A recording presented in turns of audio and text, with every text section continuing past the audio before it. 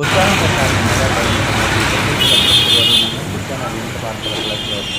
Mega parents సమావేశం పాఠశాల ప్రధానోపాధ్యాయులు సిఎం మురళి గారి అధ్యక్షతన ఘనంగా నిర్వహించారు. ఈ సమావేశం ముఖ్య అతిథులుగా పాఠశాల ఎస్ఎంసి చైర్మన్ శ్రీ అయ్యప్ప గారు, విశిష్ట అతిథులుగా తిరుచానూరు ఎస్ఐ గారు హాజరైనారు. ఈ సమావేశంకు అబ్జర్వర్గా శ్రీ గోపాలకృష్ణ గారు, ఎస్ఎస్ఏ అధికారి హాజరైనారు. ఈ సందర్భంగా తరగతి టీచర్లందరూ ఆయా తరగతిలో పేరెంట్స్తో రియాక్ట్ అయ్యి పిల్లల యొక్క హోలిస్టిక్ ప్రోగ్రెస్ కార్డులను అందించి విద్యార్థుల ప్రగతి వివరాలకు తెలియజేశారు.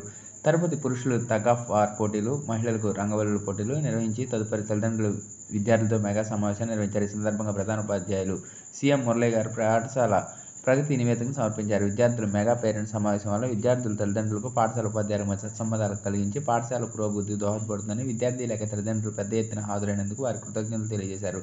ఎస్ఎంసి చైర్మన్ శ్రీ అయ్యప్ప గారు మాట్లాడుతూ విద్యార్థులు బాగా చదువుకుని ఉన్నత స్థాయికి ఎదగాలని తల్లిదండ్రులకు అందుకు సహకరించాలని కోరారు. తర్వాత డోనర్స్ని ఇన్వైట్ చేయడం జరిగింది. వాళ్ళందరితోటి కూడా ఈరోజు సమావేశం ఏర్పాటు చేస్తున్నాము. వీళ్ళందరి యొక్క సమాలోచనతో పాఠశాల అభివృద్ధికి తదుపరి తీసుకోవాల్సినటువంటి చర్యల గురించి చర్చించడం జరుగుతోంది. ఇప్పటికీ మా ప్రోగ్రెస్ అంతా కూడా సమావేశంలో వివరించడం జరిగింది. Okay, thank you.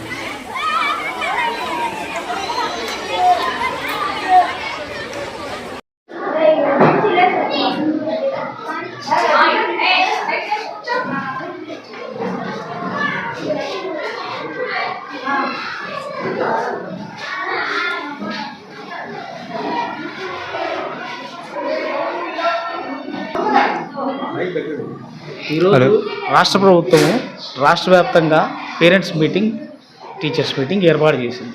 దీంట్లో మీరు పార్టిసిపేట్ చేస్తారు, మీ అభిప్రాయాలు తెలియజేయాలి. నా పేరు కోటేశ్వరరావు అండి. మా పాప పేరు గోవర్ధన. చదువు అయితే బాగానే చదువుతుంది, ఏ గ్రేడ్లోనే వస్తుంది. టీచర్లు కూడా బాగానే చదువు చెప్తున్నారు, మాకు సంతోషంగా ఉంది. నా పేరు విజయ్ కుమార్. జెడ్పీఐ స్కూల్లో నా పిల్లలు ఇద్దరు చదువుతున్నారు. వాళ్ళ స్టడీస్ ఎక్సలెంట్గా ఉంది.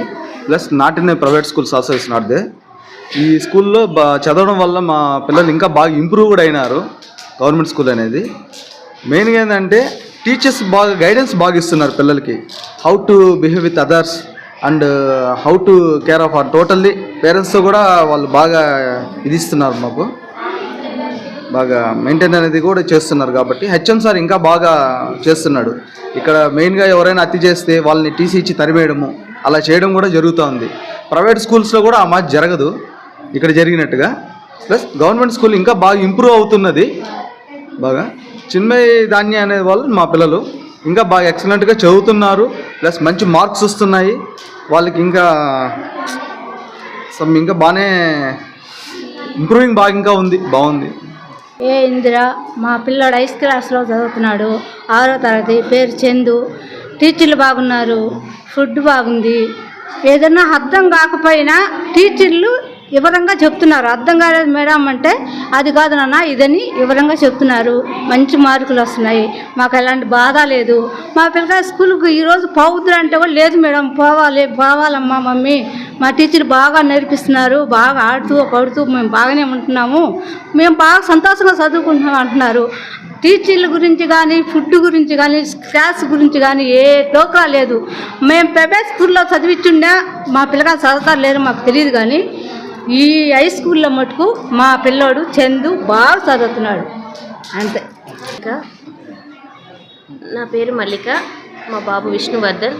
ఈ సంవత్సరమే నేను జాయిన్ చేయించాను, బాగుంది. అక్కడ కనుక్కొని ఇక్కడ చేర్పించాను.